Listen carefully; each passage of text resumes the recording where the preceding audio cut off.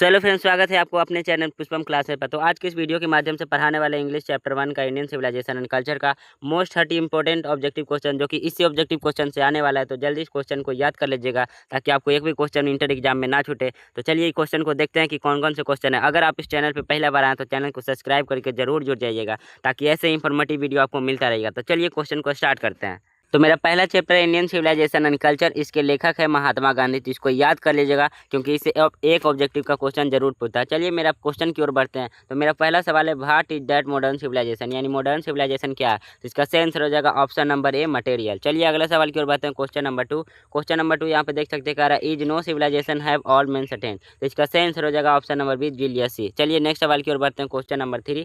Question number 3 यहाँ पे देख सकते हैं, क्या रहा है कि the observing all this our ancestors deceived us from luxury and pleasure is from, यानी कि ये शब्द है, ये वर्ड है जो कहाँ से लिया गया है। तो इसका सही आंसर हो जाएगा option number C, Indian civilization and culture. हम कुछ वर्ड दिए हैं जो कि आप वर्ड उसको याद कर लीजिएगा तो समझ में आ जाएगा कि कौन सा चैप्टर है जो कहाँ से लिया गया है। वो वर्ड आपको मिल जाएगा हमारे ग्रुप में, व्हाट्सएप ग्रुप में, टेलीग्राम ग्रुप में। तो आप वहाँ से ज्वाइन हो जाइएगा, डिस्क्रिप्शन में लिंक दिया गया तो वहाँ से आप लोग ज्वाइन हो जाइएगा। चलिए मेरा क्वेश्चन नंबर 4 है, यहाँ पे देख सकते हैं, करा I am thankful to the west for many a thing I have learn from western literature is taken from, यानी कि ये भी शब्द है जो कहाँ से लिया गया है, तो इंडियन सिविलाइजेशन एंड कल्चर से लिया गया है। इसको आप लोग याद कर लीजिएगा। हम कुछ कीवर्ड दिए हैं, बताएं अभी, तो ग्रुप में जरूर ज्वाइन हो जाइएगा ताकि आपको हर एक ऑब्जेक्टिव बन जाए। चलिए मेरा अगला सवाल है क्वेश्चन नंबर 5, देख सकते हैं। क्वेश्चन नंबर 5 इधर है क्वेश्चन। तो क्वेश्चन नंबर 5 कर रहा है, the Gujarati equivalent for civilization means, यानी गुजरात का जो साधन है जो कैसा है, तो अच्छा है, यानी गुड कंडक्ट है। तो इसका सही आंसर हो जाएगा option number C, good conduct. Question number देख सकते हैं 6 का रहा है कि civilization is that mode of conduct which points out to man the part of duty is from, यानी कि ये जो शब्द है कहाँ से लिया गया, तो इसका सही आंसर हो जाएगा option number A, Indian civilization and culture.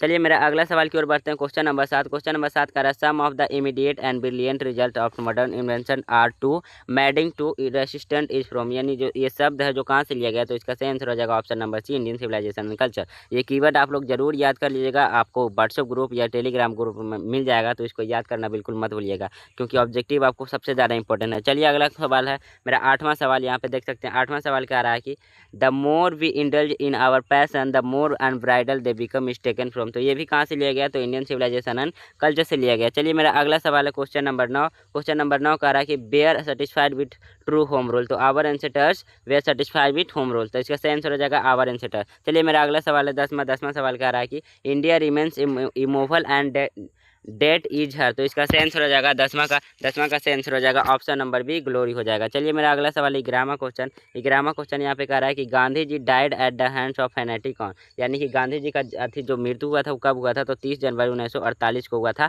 और कहाँ में कौन किया था, तो नाथूराम गोडसे किया था। चलिए मेरा अगला सवाल है question number 12। I believe that the civilization India was involve is not be beaten in the world is from, तो ये भी शब्द है जो कहाँ से लिया गया, तो इंडियन सिविलाइजेशन एंड कल्चर से लिया गया। चलिए मेरा अगला सवाल है 13वां सवाल क्या रहा है, civilization points out to man, तो 13वां का सही आंसर हो जाएगा option number C, the part of duty. चलिए मेरा अगला सवाल है 14 क्वेश्चन यहाँ पे देख सकते हैं, कह रहा है कि the sense the distincting character of modern civilisation is our infinity multiplicity of wants is from, यानी ये भी शब्द है जो कहाँ से लिया गया, तो इंडियन सिविलाइजेशन एंड कल्चर से लिया गया। चलिए मेरा अगला सवाल है क्वेश्चन नंबर 15 कह रहा है कि our forefathers did not invent machinery because, तो इसका 15 का सही आंसर हो जाएगा option number A, they knew with we would become slaves. चलिए मेरा अगला सवाल है क्वेश्चन नंबर 16 कह रहा है कि the sense after all there is something in Hinduism that was he kept alive up till now, तो ये शब्द है जो इंडियन सिविलाइजेशन एंड कल्चर से लिया गया। चलिए मेरा अगला सवाल है क्वेश्चन नंबर 17 का Mahatma Gandhi was written the lesson,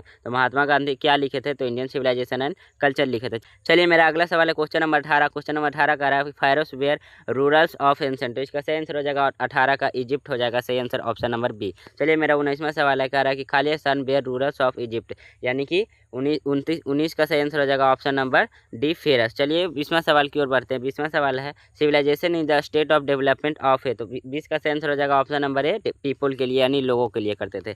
चलिए मेरा अगला सवाल है 21वां नंबर है कि गिवन इज एसोसिएटेड विथ, यानी कि 21 का सही आंसर हो जाएगा ऑप्शन नंबर ए, इटली। चलिए मेरा अगला सवाल है 22वां सवाल यहाँ पे यार चलिए मेरा अगला सवाल है 22वां का रहा है European civilization will mean Khalistan for India, तो क्या चाहता है, तो 22वां का सही आंसर हो जाएगा ऑप्शन नंबर डी, रियून चाहता है। चलिए मेरा अगला सवाल है क्वेश्चन नंबर 23। क्वेश्चन नंबर 23 कह रहा है simple living and high thinking is the base of, तो इसका सही आंसर हो जाएगा option number B, Indian civilization के पास है। चलिए मेरा अगला सवाल है 24 नंबर क्वेश्चन। 24 नंबर कह रहा है कि Indian glories is that it is क्या हो जाएगा, तो 24 का सही आंसर हो जाएगा इमोवल हो जाएगा। चलिए मेरा 25वां सवाल यहाँ पे देख सकते हैं, कह रहा है कि खालिस्तान क्या है, Khalistan was a spiritual leader than a politician, तो 25 का सही आंसर हो जाएगा option number C, Mahatma Gandhi. चलिए मेरा अगला सवाल है 26वां सवाल कह रहा है कि my experience with truth was written by, यानी माई एक्सपीरियंस विथ ट्रूथ किसने लिखा था, तो महात्मा गांधी लिखा था, तो ऑप्शन नंबर बी हो जाएगा। चलिए अगला सवाल है मेरा 27वां सवाल कह रहा है plain living and high thinking is motto, तो ये plain living and high thinking किसका सपना है ऐसा, तो इसका सही आंसर हो जाएगा ऑप्शन नंबर कितना हो जाएगा। चलिए मेरा 27वां सवाल है, कह रहा है कि क्वेश्चन नंबर 27 है, कह रहा है कि plain living and high thinking is the motto, तो इसका सही आंसर हो जाएगा कि plain living and high thinking किसके पास है, तो वेस्टर्न फिलोसफर के पास है। चलिए मेरा अगला सवाल है क्वेश्चन नंबर 28। क्वेश्चन नंबर 28 कह रहा है sacrifice is the sole aim of our, यानी 28 का सही आंसर हो जाएगा ऑप्शन नंबर सी, राइट। चलिए अगला सवाल है मेरा 29वां सवाल कह रहा है Khalistan is dead against blind imitation of western civilization, तो इसका सही आंसर हो जाएगा ऑप्शन नंबर बी। करिएगा, चैनल को सब्सक्राइब करना बिल्कुल मत भूलिएगा। ऐसे इन्फॉर्मेटिव वीडियो इस चैनल के माध्यम से मिलता रहेगा और ऐसे ही गाइडेंस मिलता रहेगा, तो इस चैनल को सब्सक्राइब करना बिल्कुल मत भूलिएगा। चलिए मिलते हैं नेक्स्ट वीडियो में, ऐसे ही कमेंट करके जरूर बताइएगा कि वीडियो आपको कैसा लगा। Thank you for this watching.